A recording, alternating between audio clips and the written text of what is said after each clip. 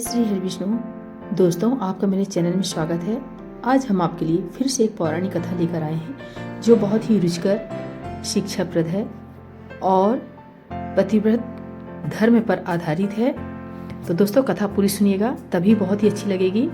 और अच्छी लगे तो प्लीज़ चैनल को सब्सक्राइब जरूर कर लीजिए और कथा को भी लाइक कर लीजिए।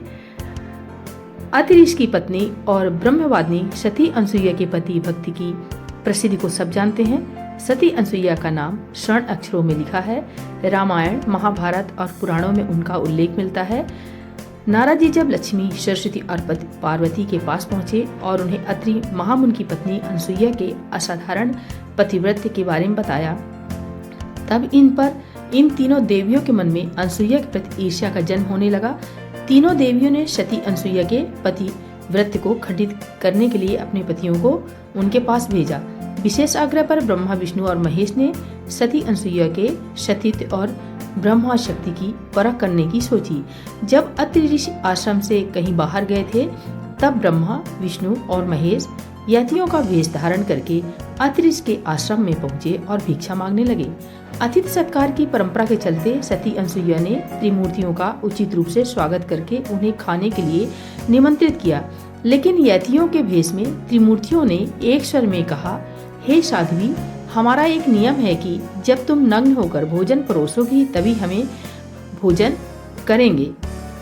अनसुईया ने जैसी आपकी इच्छा यह कहते हुए यतियों पर जल छिड़ककर तीनों को 3 प्यारे शिष्यों के रूप में बदल दिया। तब अनसुईया के हृदय में मातृत्व भाव उमड़ पड़ा। फिर शिष्यों को दूध भात खिलाया और तीनों को गोद में सुलाया तो तीनों गहरी नींद में सो गए। अनसुईया माता ने तीनों को झूले में सुलाकर कहा, तीनों लोगों पर शासन करने वाले त्रिमूर्ति मेरे शिशु बन गए, मेरे भाग्य को क्या कहा जाए। फिर वह मधुर कंठ से लोरी गाने लगी। उसी समय कहीं से एक सफेद बैल आश्रम में पहुंचा। एक विशाल गरुड़ पंख फड़फड़ाते हुए आश्रम पर उड़ने लगा और एक राजहंस कमल को चोंच में लिए हुए आया और आकर द्वार पर उतर गया। यह नजारा देखकर नारद, लक्ष्मी, सरस्वती और पार्वती आ पहुँचे। नारद ने विनय पूर्वक अनसुईया से कहा, माते, अपने पतियों से संबंधित प्राणियों को आपके द्वार पर देखकर ये तीनों देवियां यहाँ पर आ गई हैं।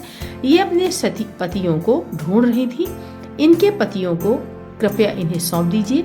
अनसुईया ने तीनों देवियों को प्रणाम करके कहा, माताओं, झूलों में सोने वाले शिशु अगर आपके पति हैं तो आप इनको ले जा सकती हैं। लेकिन जब तीनों देवियों ने तीनों शिष्यों को देखा तो एक समान लगने वाले तीनों शिशु गहरी निद्रा में सो रहे थे। इस पर लक्ष्मी, सरस्वती और पार्वती भ्रमित होने लगी।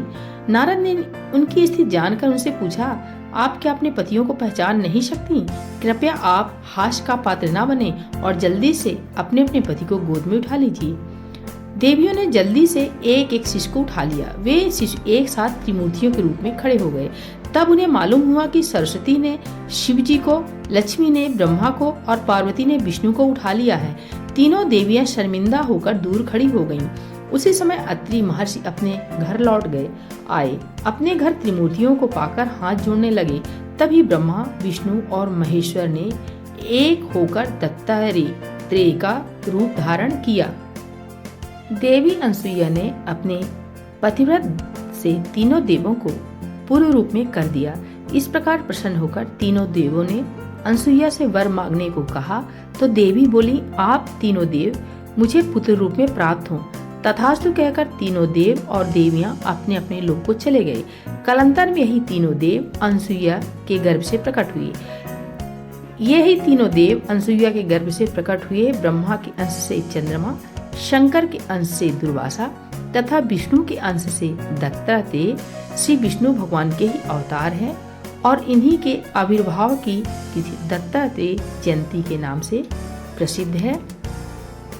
तो दोस्तों, माता अनसुईया के सतीत्व की कथा पूर्ण हुई। सतीत्व में बहुत बल होता है, वो भगवान की ऊंचाइयों को छू लेता है। तो दोस्तों, कथा अच्छी लगी हो प्लीज लाइक, सब्सक्राइब करना मत भूलिए। नमस्कार।